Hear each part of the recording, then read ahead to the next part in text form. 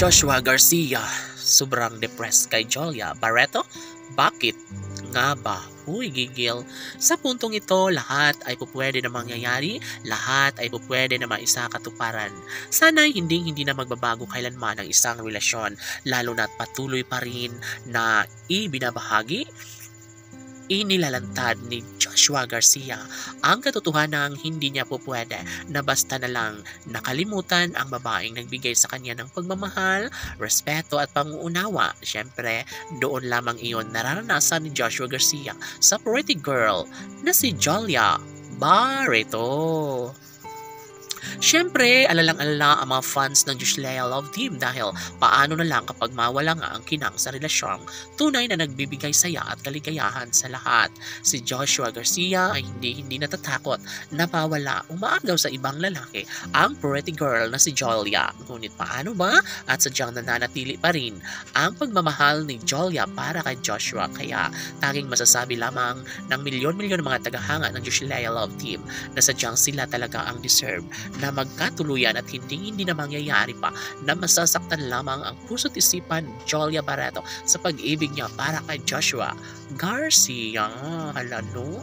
Totoo nga kaya na may ibang minamahal si Joshua Garcia? Si Jolia Barreto na nga ba ang babaeng magbibigay sa kanya ng kaligayahan habang buhay? Oh my God! Sana hindi na mangyayari na makawala pa sa buhay ni Joshua si Jolia dahil malaking kalungkutan ang madarama ng kanilang milyon-milyon na mga taga-subaybay. Of course, ito lamang ang isa sa matagal nilang hinihiling. Kailanman ay magbubunga at maisakatuparan din ang isa sa matagal ng hinihiling ng taong bayan. Siyempre, laging pakatandaan na hindi magbabago kailanman ang relasyon ng Joshua Love Team. Mahal na mahal nila ang isa't isa at hindi mangyayari na basta gano'n na lang nakalimutan ang sumpaan ng dalaga at binata. Siyempre, isa ito sa pinaka-the best sa lahat. Sana'y mangyayari na ang pinaka-hinihintay at hinihiling ng taong bayan. Deserve ng dalaga at binata na magkaroon ng habang buhay na pagsasama, ang relasyong tunay na nagbibigay saya at kaligayahan sa lahat.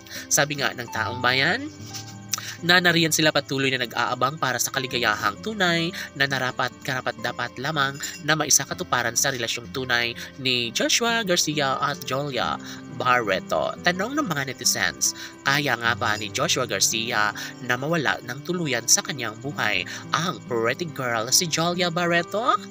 Mapapatunayan kaya ni Joshua Garcia kung gaano niya kamahal ang pretty girl na si Jolia Barreto.